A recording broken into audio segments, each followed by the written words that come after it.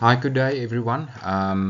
Welcome to this first section of the elemental estimation, going through the examples. I'm going to go through Appendix 3, and we're going to look at the component and cost analysis method. It's going to be broken up into a couple of videos so that we can go through the methods and how you need to approach your elemental task that you need to submit in November. So that's basically what we're going to explain throughout this video. So this first one, we're going to look at how to do your how just to understand the example when we go through it. Okay, so let's look at the example Appendix 3 that has been shared with you already. Once you open it, you will see it will have its cover pages, detailed estimation methods. So this last bit of the module will focus mostly on the bill of quantities and the elemental estimate. So as I've mentioned before, the elemental estimate will focus, you won't write any tests or anything on it, but the main thing is this will enable you to actually do your task. So I'm going to go through the example. Previously we had a bit more of a detailed example, but I found that it just became too much for the students actually to comprehend how everything fits into each other. So I thought, and I've done it last year, we started with it just focusing on this example as a much easier way of just looking at the elemental estimate, and you will see now as I go through it, the principle stays the same with each of the items. You need to have your elemental guide that you use as a tick box as you go through your measurements, and you basically just develop your Excel spreadsheet or whatever program you can use, although Excel is usually the easiest way in doing the elemental estimates. We use WinQS for that. Just it makes life much easier because your measurements is linked to your DMX program. So but for our purposes it's easier just to use the Excel spreadsheet and set it up as per the example. What I'll also do is I'll share a blank spreadsheet for you so that you don't have to start from scratch. Although I'm not going to fill in everything because while you developing your spreadsheet, you will find that you will learn how everything fits into each other as you go through that process. So what we're going to look at is the Elemental Guide to Estimation. So this is the official one that you can buy from the Association of Quantity Surveyors, and it's as the name says, it's a guideline only. So many QSs actually have developed their own method of elemental estimation. It's basically just tweaking it here and there to get to the best results out of their own experience. So as I mentioned, it's just a guide.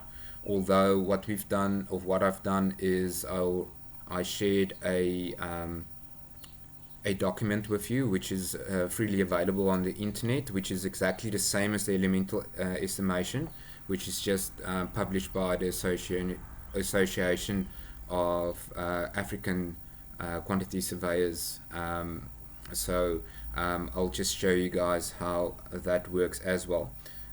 If it does permit me, I'll quickly put that example on. Okay, just going to it's not this one.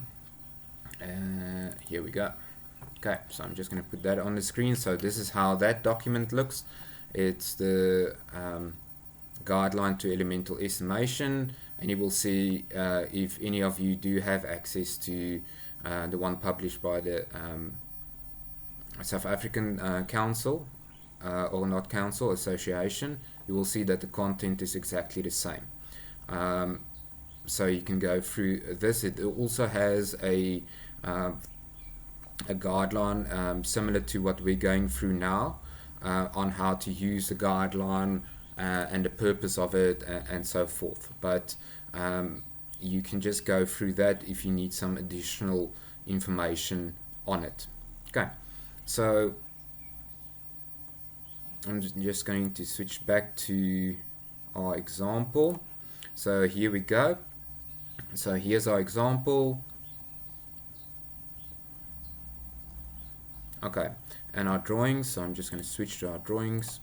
Okay, so here's the drawing. So you will see it's a very basic two-room house, elemental,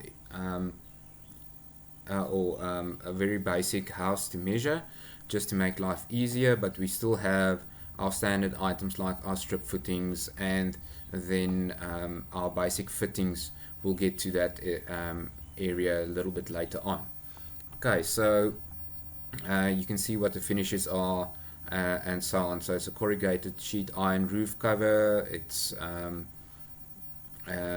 with here they still speak about asbestos board, barge board. So, but it's still just normal barge boards. And then still asbestos windowsills. These days you've got that precast perforated, or not perforated, but the concrete sills that you can buy in the store. Okay, so the drawing is very straightforward, and nothing funny there. Okay, and then it has a very simple door and window schedule. Also, all the windows are the same, and then just with the one or one standard type of door. Okay, so this section is fairly straightforward. Okay, so just switching back to our example. Here we go. Scrolling through the drawings. Okay, then you will see the example actually starts with the dims, or the dimensions, and this is how the QS is usually measured by hand. In the olden days we used to measure like this. These days we measure everything electronically, and we have on WinQS we've got our dim sheets where we measure in a similar way than we've got here.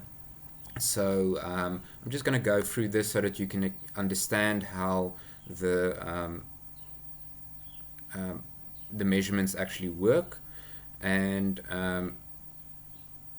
yeah, so I'll show you. Hopefully I can highlight. Here we go. So I've got my highlighter, and we'll go through everything now. So whenever you see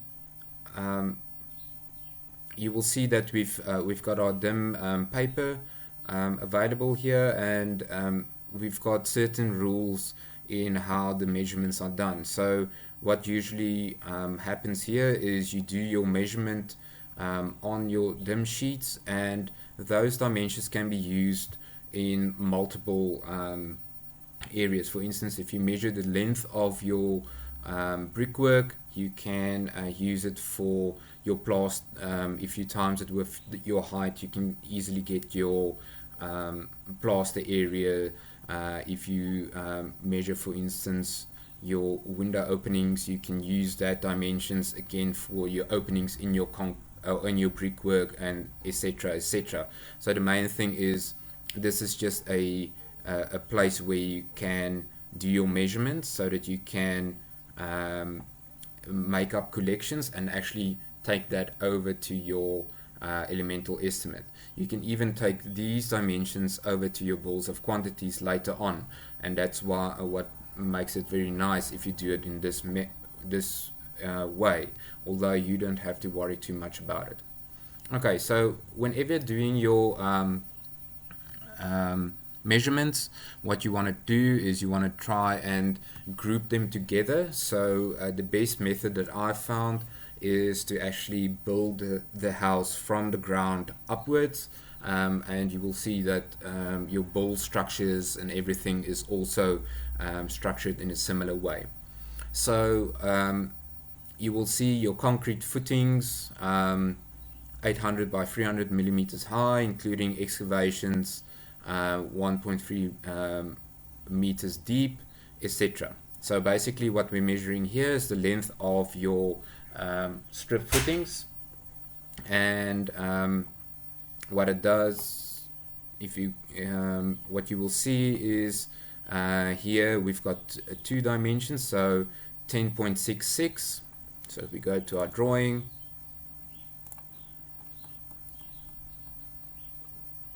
we've got our I'll just put on the highlight again. Okay, here we go. So that 10.66 is the first one that we've got from this side up to that side, and we've got two of them, so that's times 2. So if you go to your dimension here, you will see there's a 2, and this little item there that looks like a divider item actually, or symbol, is in this instance a times. So you will see you've got your 10.66 times 2, and you will see there's a little line underneath that, so that just means that this is one item. So all of these items are added together to get to that point there. If there's no line in between, it means that the 10.66 should be times with the 5 to get to your dimension.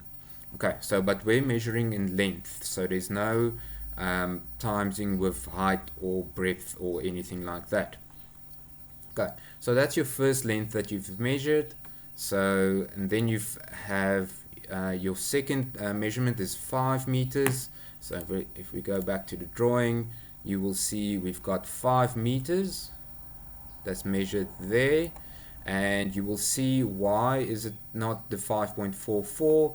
It's because if you zoom in here, you already measured that little section there. Sorry, the highlighter doesn't really zoom in very much. So but what you've done is you've actually measured from this end to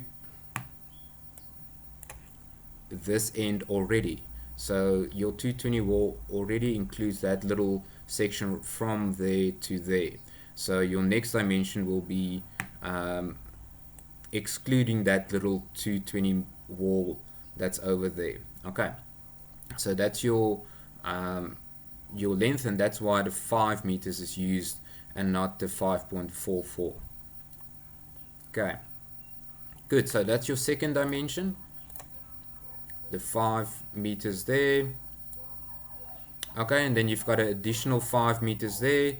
The additional 5 meters is just the internal wall. If we go here, it's basically this wall here. Okay, so it's that length there. So that is your excavations that you're going to have. I just wonder if they actually showed it here on the drawing. They didn't show it here. That wall should have a excavation as well. Some of your designs might not necessarily allow for the internal walls to have a foundation.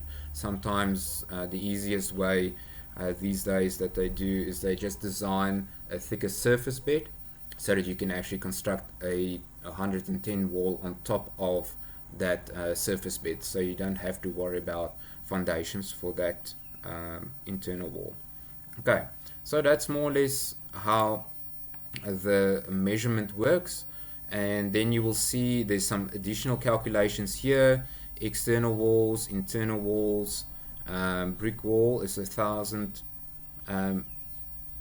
millimeters, and your footings is 300 millimeters. So this is just to get whenever you do your measurement and you need to transfer it to to your cube measurement, you can actually see what the depth is, and when you take it over to your bill of quantities, you times it with this 1.3. So let me just go to our drawing. So it's this, I'm talking about the 1 meter excavations below natural ground, and then just the 300 millimeters for your strip footing as well. Okay, so whenever you do your measurement in your bills of quantities, your excavations will be in cubes and not in meters like what we're measuring now.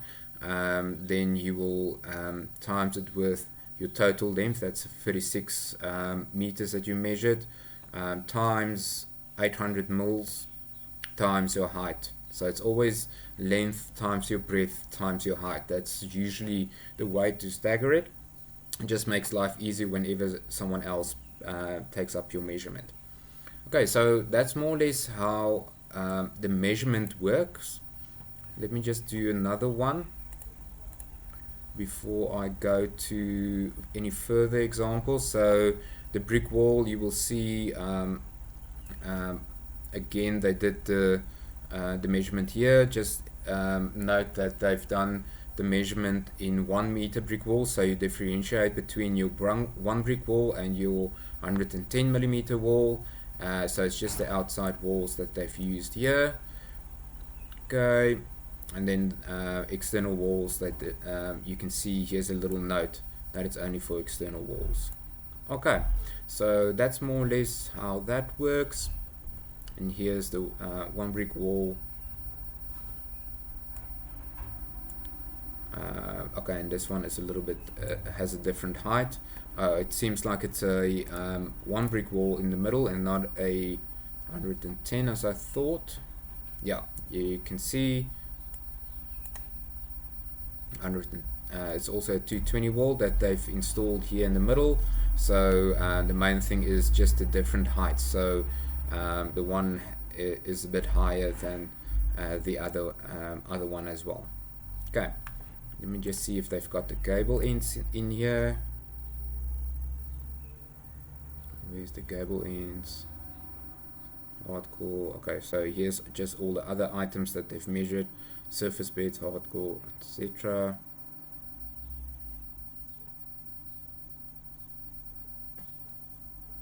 Okay, this is the primary items. Okay, in this instance they just measured the length and allowed probably for the gable ends in separately a little bit later on. Okay, so this is just for your so this is just for in foundations. That's why the gable ends is not measured yet. You will see a little bit later on where it's measured.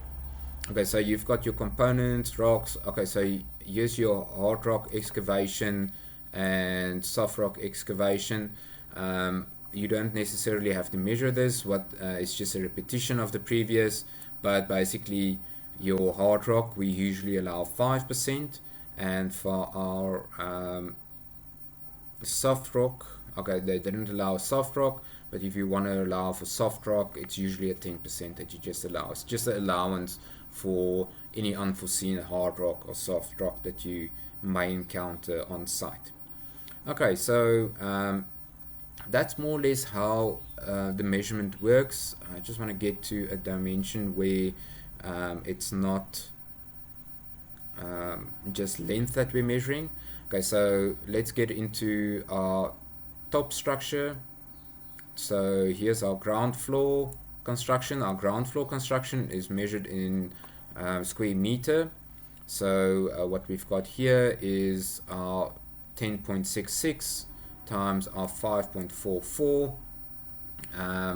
So that's just the total length times breadth to get to a square meter of 57.99.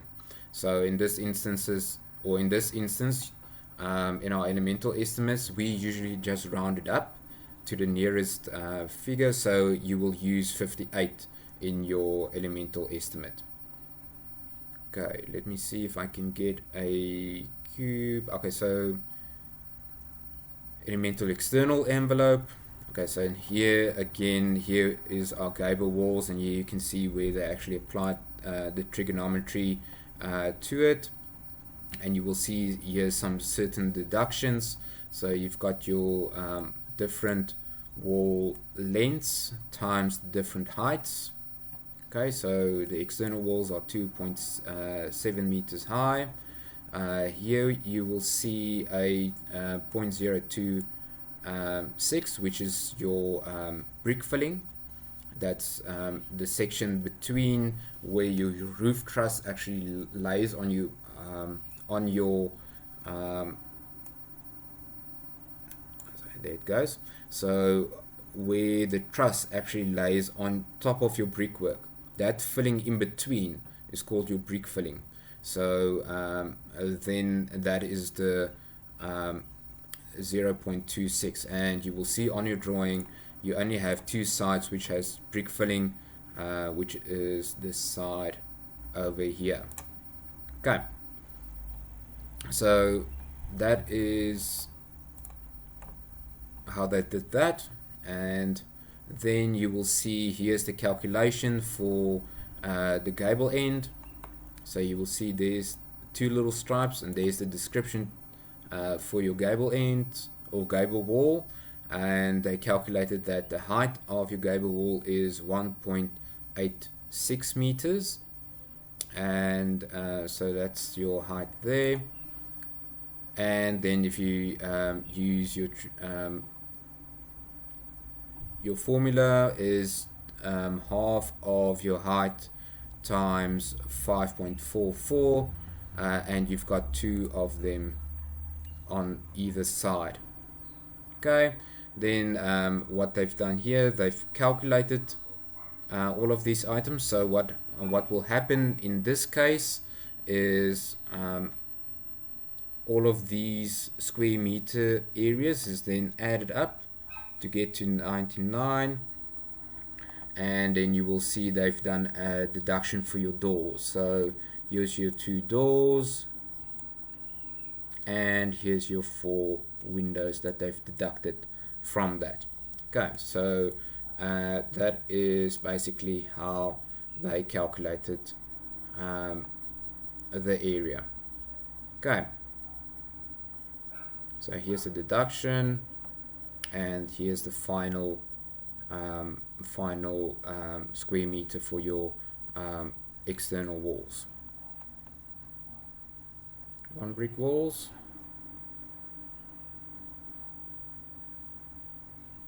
Okay, then now we've got a 220 wall for our internal wall. So this actually shows that in the foundation we had a 220 wall, and then in our top structure we have a 110 millimeter wall, and you will see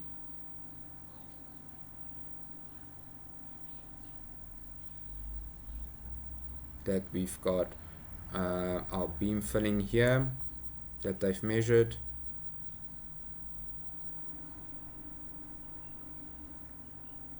and you get your total area there.